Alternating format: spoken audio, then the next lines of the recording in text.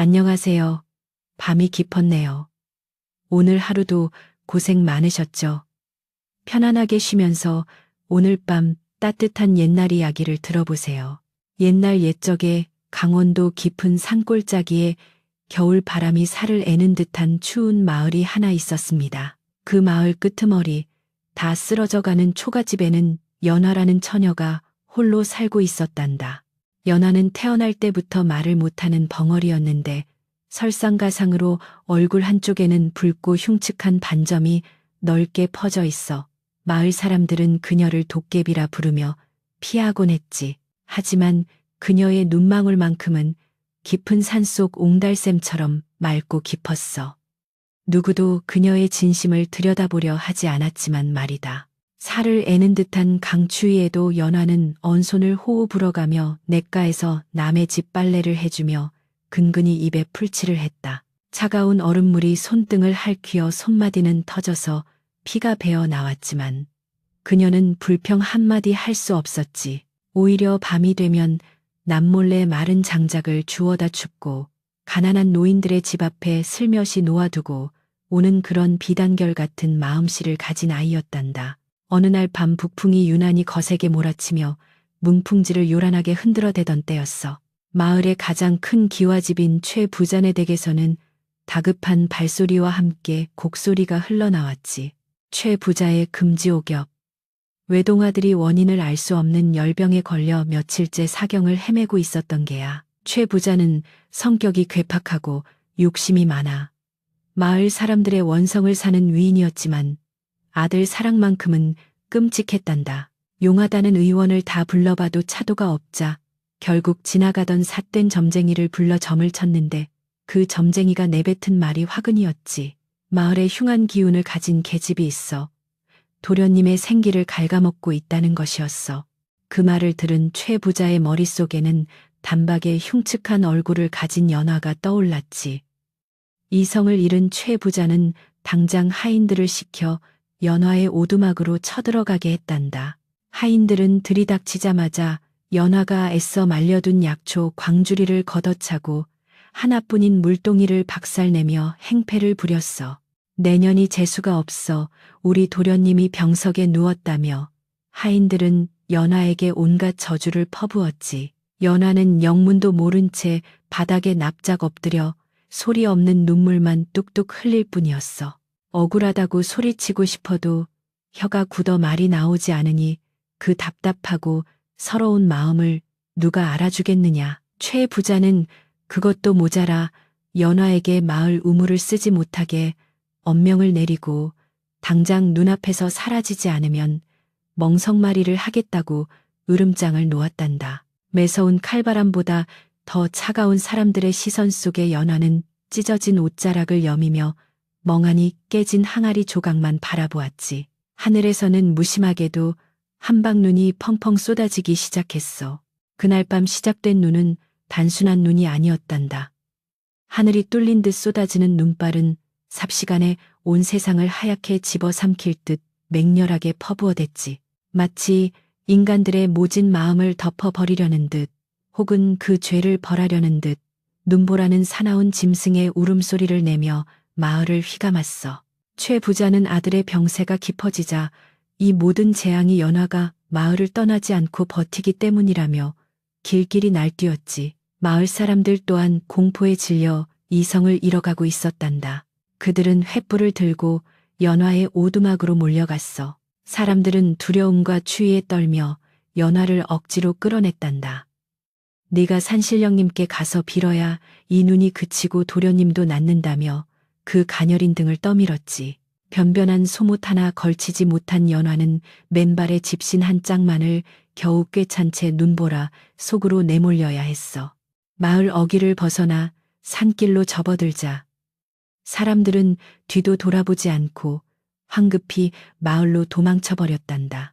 홀로 남겨진 연화의 작고 초라한 그림자 위로 무심한 눈송이들만 첩첩이 쌓여갔지. 연화는 살을 내는 듯한 추위에 온몸이 사시나무 떨듯 떨려왔어.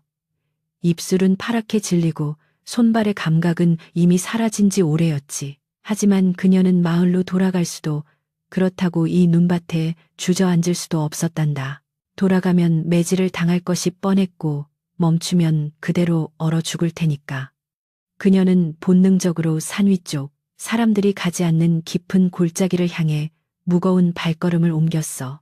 어릴 적 아버지가 약초를 캐러 다니던 그 길. 기억 속에 희미하게 남아있는 산신당이라도 찾아가 마지막 기도를 올리고 싶었는지도 모르지. 눈은 무릎까지 차올랐고 한 걸음 뗄 때마다 천근만근 쇳덩이를 매단 듯 무거웠단다. 윙윙거리는 바람 소리는 마치 귀신들의 통곡처럼 들려와 연화의 마음을 더욱 오그라들게 했어. 눈앞은 하얀 눈보라에 가려 한 치 앞도 분간할 수 없었지. 그러다 문득 연화의 발에 무언가 묵직하고 단단한 것이 걸렸단다. 돌부리인가 싶어 피하려는데 눈 속에 파묻힌 그것은 묘하게도 사람의 형상을 하고 있었어. 연화는 깜짝 놀라 주저앉으며 눈을 헤집어 보았지. 그곳에는 승복을 입은 한 노스님이 눈 속에 반쯤 파묻힌 채 쓰러져 있었단다. 회색 승복은 찢어지고 해져 있었고 드러난 종아리에는 날카로운 바위에 긁힌 듯한 깊은 상처에서 흘러나온 피가 검붉게 얼어붙어 있었어. 그는 바로 해암 스님이었지. 수행을 위해 깊은 산을 오르다 갑작스러운 눈사태에 휘말려 변을 당한 게 분명했어. 스님의 얼굴은 핏기 하나 없이 창백했고 숨소리는 금방이라도 끊어질 듯 가늘었단다. 보통 사람이라면 겁을 먹고 도망쳤을지도 모를 상황이었지. 하지만 연화는 달랐어. 평생을 천대받으며 살아왔지만 그녀의 가슴 속에는 꺼지지 않는 온기가 남아 있었거든. 그녀는 자신의 처지도 잊은 채 언손을 호호 불어가며 스님의 얼굴에 쌓인 눈을 털어내고 차가운 뺨을 어루만졌단다. 이대로 두면 스님은 꼼짝없이 얼어 죽을 것이 분명했어. 연화는 주변을 두리번거렸지. 다행히 멀지 않은 곳에 거대한 바위 틈새로 작은 동굴 입구가 보였단다. 짐승들이나 드나들 법한 좁은 입구였지만 지금은 그곳이 유일한 피난처였어. 연화는 가녀린 팔로 자신보다 훨씬 크고 무거운 스님의 겨드랑이를 끼고 안간힘을 쓰며 일으켜 세우려 했지. 하지만 며칠을 굶주리고 추위에 지친 연화에게 장정한 사람의 무게는 바위처럼 무거웠단다. 그녀는 몇 번이나 눈밭에 곤두박질 치면서도 포기하지 않았어. 입술을 꽉 깨물어 피가 배어 나왔지만 신음소리 한 번 내지 않고 묵묵히 스님을 질질 끌고 동굴 쪽으로 향했지. 거친 눈바닥에 무릎이 까지고 손톱이 깨져나갔지만 그녀의 눈빛은 그 어느 때보다 결연했단다. 가까스로 스님을 동굴 안으로 옮기자마자 밖에서는 우르릉하는 굉음과 함께 엄청난 양의 눈더미가 쏟아져 내렸어. 산사태가 일어나 동굴 입구를 순식간에 막아버린 거야. 동굴 안은 칠흑 같은 어둠에 휩싸였고 바깥 세상과는 완전히 단절되고 말았단다. 이제 그들에게 남은 것은 서로의 체온과 희미한 숨소리뿐이었지. 동굴 안은 밖보다는 바람이 덜했지만 여전히 뼛속까지 시린 냉기가 감돌았어. 연화는 어둠 속을 더듬어 마른 낙엽과 나뭇가지들을 모았단다. 다행히 누군가 예전에 머물다 간 흔적인지 구석진 곳에 부싯돌과 마른 쑥 뭉치가 놓여 있었지. 손이 곱아 몇 번이나 부싯돌을 놓치면서도 연화는 포기하지 않고 쇠를 부딪혔어. 챙, 챙 하는 소리와 함께 작은 불꽃이 튀었고 마침내 메마른 쑥에 불이 붙었단다. 타닥타닥 타오르는 작은 불꽃은 어둠을 밀어내고 동굴 안을 희미하게 비추었어. 그 불빛 아래 드러난 연화의 얼굴은 땀과 눈물 그리고 흙투성이로 엉망이었지만 해암 스님을 바라보는 눈빛만은 자비로운 보살처럼 따뜻했지. 그녀는 겉옷을 벗어 스님의 젖은 몸을 덮어주고 자신의 체온으로 스님의 언손을 녹이기 시작했어. 시간이 얼마나 흘렀을까? 스님의 몸에서 열이 펄펄 끓어오르기 시작했단다. 상처 입은 다리가 퉁퉁 부어오르고 검게 변해가고 있었어. 독이 퍼지고 있는 게지.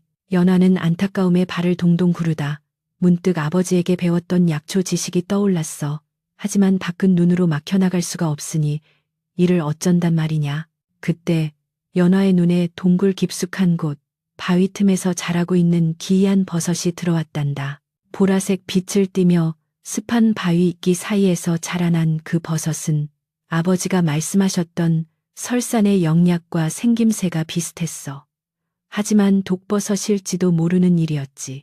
연화는 망설임 없이 버섯을 조금 떼어 자신의 입에 넣고 씹어보았단다. 혀끝이 아려오고 목구멍이 타들어가는 듯 했지만 잠시 후 몸에 열기가 돌며 통증이 가라앉는 것을 느꼈어.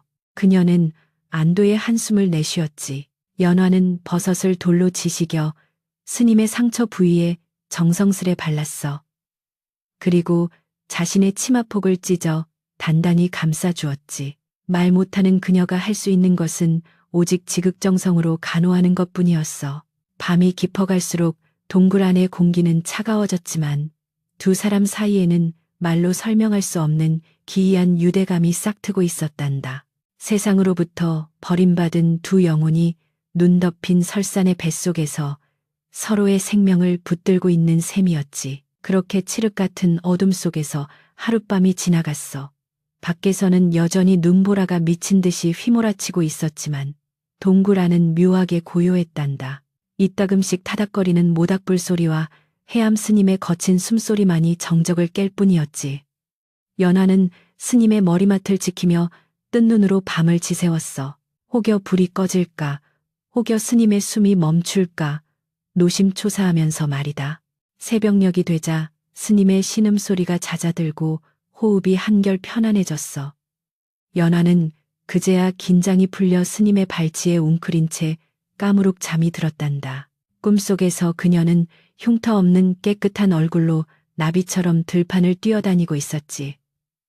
하지만 그 평화도 잠시 스님의 쉰 목소리가 그녀를 깨웠어. 물 좀 다오. 연화는 화들짝 놀라 일어났어. 스님이 힘겹게 눈을 뜨고 그녀를 바라보고 있었단다. 하지만 스님의 눈에는 마을 사람들이 보내던 경멸이나 두려움이 없었어. 그저 깊은 연못 같은 고요함과 알 수 없는 놀라움이 담겨 있었지. 연화는 황급히 동굴 벽을 타고 흐르는 석간수를 나뭇잎에 받아 스님의 입가에 대어 주었어. 스님은 물을 받아 마시고는 깊은 한숨을 내쉬며 연화의 얼굴을 빤히 쳐다보았단다. 보살님께서 저를 살리셨군요. 스님의 나지막한 목소리가 동굴 안에 울려 퍼졌어. 연화는 자신의 귀를 의심했지. 태어나서 처음으로 들어보는 존칭이었으니까. 그녀는 부끄러움에 붉은 반점이 있는 얼굴을 손으로 가리며 고개를 숙였어. 그러자 스님이 힘겹게 손을 뻗어 연화의 손목을 부드럽게 잡았단다. 가리지 마시오. 내 눈에는 그 어떤 꽃보다 아름다워 보입니다. 그 순간 연화의 눈에서 참았던 눈물이 왈칵 쏟아졌어. 평생을 듣고 싶었던, 하지만 결코 들을 수 없을 거라 생각했던 따뜻한 말 한마디가 얼어붙은 그녀의 마음을 단번에 녹여버린 거야. 동굴 밖의 세상은 여전히 춥고 가혹했지만 이 좁고 어두운 동굴 안에서만큼은 기적 같은 봄이 시작되고 있었단다. 동굴 안의 시간은 바깥 세상과는 다르게 흘러갔단다. 칠흑 같은 어둠 속에서 며칠이 지났는지 가늠할 수조차 없었지. 가지고 있던 비상식량인 말린 누룽지 조각은 진작에 바닥이 났고 두 사람의 배가 죽은 등 가죽에 들러붙을 지경이었어. 하지만 더 큰 문제는 해암 스님의 다리였단다. 잠시 호전되는가 싶더니 도끼가 뼛속 깊이 파고들어 다시금 무섭게 열이 오르기 시작한 게야. 스님은 헛소리를 하며 사경을 헤매기 시작했어. 온몸이 불덩이처럼 달아올랐고 상처 부위에서는 고름이 터져 나와 역한 냄새가 동굴 안을 진동했지. 연화는 덜덜 떨리는 손으로 스님의 이마를 짚어보았어. 이대로라면 오늘 밤을 넘기기 힘들 것 같았단다. 그녀의 가슴이 쿵 내려앉았지. 자신을 처음으로 사람으로 꽃으로 봐준 유일한 이를 이대로 허망하게 보낼 수는 없었어. 연화는 아버지의 말씀을 떠올리려 애썼단다. 지극한 정성은 하늘도 감동시킨다. 그리고 가문 대대로 내려오던 비방 하나가 뇌리를 스쳤지. 독이 심장을 침범하려 할 때 가장 맑고 뜨거운 기운을 가진 사람의 피를 약초와 섞었으면 죽은 사람도 살려낸다는 믿기 힘든 이야기였어. 연화는 망설임 없이 날카로운 돌조각을 집어들었단다. 그녀는 떨지 않았어. 오히려 그 눈빛은 깊은 산속의 호수처럼 고요하고 맑았지. 연화는 자신의 왼쪽 약지 손가락 끝을 돌조각으로 힘껏 그었단다. 붉은 선혈이 방울방울 맺혀 떨어졌어. 그녀는 미리 지식여 놓은 보랏빛 버섯과 약초즙에 자신의 피를 섞었지. 비릿하면서도 뜨거운 생명의 냄새가 차가운 동굴 안으로 퍼져나갔어. 연화는 정신을 잃은 스님의 입을 벌리고 자신의 피가 섞인 약물을 조심스럽게 흘려 넣었단다. 그리고 남은 찌꺼기는 썩어가는 다리 상처에 두껍게 발라주었지. 그녀는 찢어진 치마폭으로 상처를 다시 단단히 동여매고는 밤새도록 스님의 곁을 지키며 기도를 올렸어. 비록 말은 할 수 없었지만 그녀의 간절한 마음은 소리 없는 외침이 되어 하늘에 닿고 있었지. 제 수명을 덜어서라도 이분을 살려주소서 하고 말이야. 기적은 새벽녘에 찾아왔단다. 끓는 듯하던 스님의 체온이 거짓말처럼 내려가고 거칠던 숨소리가 편안해진 거야. 퉁퉁 부어올랐던 다리의 붓기도 눈에 띄게 가라앉았지. 해암 스님이 눈을 떴을 때 가장 먼저 본 것은 지쳐서 꾸벅꾸벅 졸고 있는 연화의 모습과 그녀의 손가락에 엉성하게 감겨있는 피 묻은 천조각이었어. 스님은 단박에 무슨 일이 있었는지 알아차렸지. 평생 불도를 닦아온 그였지만 눈앞에 이 보잘것없고 천대받는 처녀가 보여준 자비심 앞에서는 고개를 들 수 없었단다. 스님은 젖은 눈으로 합장하며 나직이 읊조렸어. 나무 아미타불. 내 오늘 살아있는 관세음보살을 배웠구나. 그날 이후 동굴 안의 공기는 완전히 달라졌단다. 두 사람 사이에는 말로 하지 않아도 통하는 깊은 교감이 생겨났어. 스님은 몸을 추스르며 연화에게 마음을 다스리는 법을 가르쳐 주었지. 연화 보살님, 세상 사람들이 씌운 굴레를 벗어 던지십시오. 흉터는 피부에 있는 것이지 보살님의 맑은 영혼에는 티끌 하나 없습니다. 스님의 따뜻한 가르침은 연화의 마음에 단단히 맺혀있던 응어리를 하나씩 풀어주었어. 배고픔도 더 이상 고통스럽지 않았단다. 스님이 가르쳐준 호흡법을 따라하며 연화는 배고픔을 잊고 마음의 평안을 찾는 법을 배웠지. 신기하게도 동굴 밖에 눈보라가 잦아들 무렵에는 산짐승들이 동굴 입구로 모여들었어. 다람쥐며 산토끼들이 두 사람을 두려워하지 않고 곁에 머물며 온기를 나누었단다. 마치 연화에게서 뿜어져 나오는 평화로운 기운에 이끌린 것처럼 말이야. 드디어 꼬박 이래가 지나고 꽉 막혀있던 동굴 입구 틈새로 눈부신 햇살 한 줄기가 칼처럼 꽂혔단다. 눈보라가 멈춘 게야. 연화와 해암 스님은 힘을 합쳐 입구를 막고 있던 눈과 돌덩이를 치워나갔지. 마침내 뻥 뚫린 구멍으로 맑고 파란 하늘이 드러났을 때 두 사람은 서로를 마주보며 환하게 웃었어. 연화의 얼굴에 있는 붉은 반점도 햇살을 받아 마치 붉은 꽃잎처럼 빛나 보였단다. 산을 내려오는 연화의 발걸음은 예전과 달랐어. 굽은 등은 꼿꼿하게 펴졌고 땅만 보고 걷던 시선은 정면을 향해 있었지. 그녀는 다리가 불편한 스님을 부축하고 있었지만 사실은 스님이 연화의 영혼을 부축하고 있는 것과 다름없었어. 그녀는 더 이상 마을 사람들의 손가락질을 두려워하는 도깨비가 아니었단다. 스스로를 귀하게 여기는 법을 깨달은 한 명의 당당한 사람이 되어 있었지. 하지만 산 아래 마을에 다다랐을 때 그들을 맞이한 것은 기이한 정적이었어. 평소라면 밥 짓는 연기로 분주했을 마을이 쥐 죽은 듯 조용했고 곳곳에서 매캐한 향냄새와 곡소리만이 흘러나오고 있었지. 마을 어귀에 들어서자 참혹한 광경이 펼쳐졌단다. 길가에는 쓰러진 사람들이 널브러져 있고 집집마다 대문에는 금줄이 쳐져 있었어. 최 부자의 아들에게서 시작된 괴질이 눈보라에 고립된 마을 전체로 퍼져나가 역병이 창궐한 것이었어. 의원들도 도망치고 무당들도 구판을 걷어치운 그야말로 생지옥이나 다름없었지. 마을 사람들은 고열에 시달리며 헛것을 보았고 몸에 검은 반점이 피어오르며 죽어가고 있었단다. 가장 상황이 심각한 곳은 역시 최 부자네 집이었어. 대문은 활짝 열려 있었지만 지키는 하인 하나 없었고 안채에서는 최 부자의 절규에 가까운 통곡 소리가 들려왔지. 내 아들 좀 살려다오. 누구 없느냐. 내 전 재산을 다 주마. 해암 스님은 굳은 표정으로 연화를 바라보았어. 보살님, 이제 보살님의 능력을 세상에 보여줄 때가 되었습니다. 준비되셨습니까? 연화는 잠시 두려움이 스쳤지만 이내 스님의 눈을 보며 고개를 단호하게 끄덕였단다. 그녀의 눈빛은 그 어느 때보다 강인하게 빛나고 있었지. 두 사람은 죽음의 그림자가 드리운 최 부자네 집을 향해 천천히 그러나 거침없이 걸음을 옮겼단다. 최 부자의 집 앞마당에 들어서자 매캐한 쑥 태우는 냄새와 비릿한 피냄새가 코를 찔렀단다. 화려했던 기와집은 흉가처럼 변해 있었고 마루에는 하인들이 고통에 몸부림치며 쓰러져 있었지. 안방문을 열자 宽눈에 헝클어진 머리를 한 최부자가 죽어가는 아들을 부둥켜 안고 있는 모습이 보였어.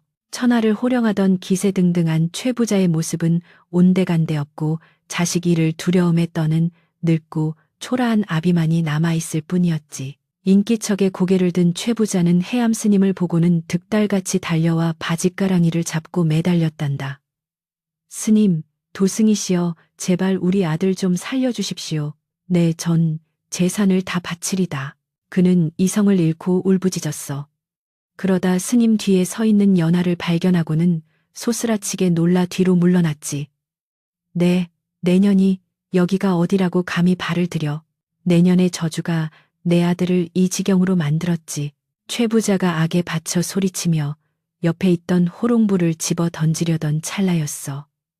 해암 스님이 들고 있던 육환장을 바닥에 쿵 하고 내리찍으셨단다. 그 소리가 어찌나 크고 웅장했는지 집 전체가 울리는 듯 했지. 스님은 서리빨 같은 목소리로 꾸짖으셨어. 네, 이놈, 아직도 정신을 차리지 못했구나. 네 아들을 죽이는 것은 이 처녀의 저주가 아니라 내 놈의 그 썩어빠진 마음과 아집이다. 스님의 호통에 최 부자는 벼락을 맞은 듯 멍해졌단다. 내 놈이 천대하고 내쫓은 이 처녀가 바로 눈 덮인 설산에서 내 목숨을 구한 생명의 은인이니라. 하늘이 내린 영약을 다룰 줄 아는 유일한 의원이란 말이다. 내 아들을 살릴 수 있는 사람은 천하에 오직 이분뿐이다. 최 부자는 믿을 수 없다는 듯 연화를 쳐다보았어. 흉측하다고만 생각했던 붉은 반점이 있는 얼굴, 벙어리라 무시했던 그 처녀가 유일한 희망이라니. 아들은 금방이라도 숨이 넘어갈 듯 채쌩거리는 소리를 내고 있었지. 자존심이고 체면이고 따질 때가 아니었어. 최 부자는 와들와들 떨며 연화 앞으로 기어가 머리를 조아렸단다. 흙바닥에 이마를 닿으며 피가 나도록 빌었지. 잘못했습니다. 제가 눈이 멀어 귀한 분을 알아보지 못했습니다. 제발, 제발 제 아들만 살려주십시오. 연화는 조용히 최 부자를 내려다보았어. 자신을 짐승 취급하며 내쫓았던 사람. 평생의 상처를 안겨준 원수였지. 만약 연화가 평범한 마음을 가졌다면 고소해하며 돌아섰을 게야. 하지만 연화의 눈에는 원망 대신 연민이 가득했단다. 그녀는 몸을 굽혀 떨고 있는 최 부자의 어깨를 한번 다독여주고는 곧바로 병석에 누운 도련님에게 다가갔어. 연화는 품에서 소중히 간직해온 설산 동굴에서 채취한 보랏빛 버섯과 약초 가루를 꺼냈단다. 그리고 부엌으로 달려가 맑은 물을 끓여 약을 다리기 시작했지. 그녀의 손놀림은 거침이 없었고 약을 다리는 동안 그녀는 끊임없이 마음속으로 쾌유를 비는 기도를 올렸어. 탕약이 완성되자 그녀는 숟가락으로 조심스럽게 도련님의 입에 약물을 흘려 넣었단다. 목구멍이 부어 약을 삼키지 못하자 그녀는 손가락으로 목을 문지르며 기운을 불어넣었지. 긴장된 침묵이 흐르고 얼마나 지났을까. 죽은 듯이 축 늘어져 있던 도련님이 갑자기 쿨럭 하며 검은 피와 가래를 토해냈어. 그리고는 거짓말처럼 거친 숨소리가 잦아들고 창백하던 얼굴에 홍조가 돌기 시작했단다. 아, 아버지. 가늘게 눈을 뜬 아들이 아버지를 부르자 최 부자는 아들을 끌어안고 엉엉 소리내어 울었어. 기적이 일어난 거야. 소문은 삽시간에 퍼져나갔지. 마을의 흉물이라던 벙어리 처녀가 최 부자의 아들을 살려냈다고 말이야. 연화는 쉬지 않았어.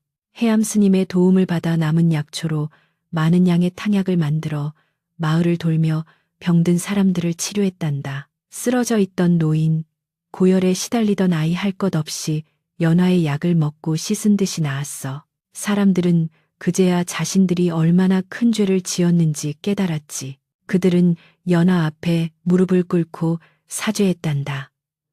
우리가 미쳤었습니다. 보살님을 몰라뵙 마을 사람들은 연화를 살아있는 부처님, 생불성fol이라 부르며 칭송했어. 연화가 지나갈 때면 붉은 반점은 더 이상 흉측한 흉터가 아니라 하늘이 내린 신비한 표식으로 여겨졌지. 연화는 그들의 사과를 미소로 받아주었어.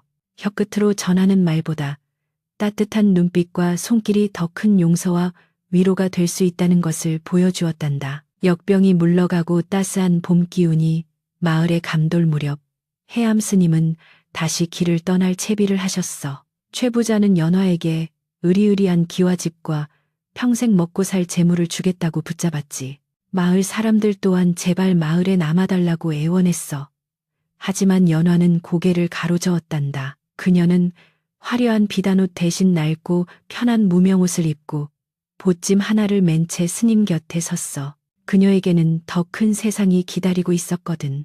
세상 곳곳에 병들고 가난하여 고통받는 이들을 위해 자신의 재능을 쓰고 싶다는 뜻을 스님께 눈빛으로 전했지. 스님은 허 웃으며 연화에게 법명을 하나 지어주셨어. 설련, 설련, 눈 속에서 피어난 연꽃이라는 뜻이었지. 가자꾸나, 설련아. 세상은 넓고 우리가 할 일은 많다. 두 사람은 벚꽃이 흩날리는 마을 어귀를 벗어나 긴 여정을 시작했단다. 마을 사람들은 두 사람의 뒷모습이 보이지 않을 때까지 절을 하며 배웅했지. 그 후로도 오랫동안 조선 팔도에는 얼굴에 붉은 꽃이 핀 벙어리 명의와 늙은 스님의 이야기가 전설처럼 떠돌았어. 가는 곳마다 죽어가는 사람을 살리고 가난한 이들의 마음까지 치료해준다는 신비한 의원 이야기 말이야. 강원도 그 깊은 산골 마을에는 지금도 해마다 첫눈이 내리는 날이면 마을 사람들이 산 어귀에 모여 제를 올린다고 한단다.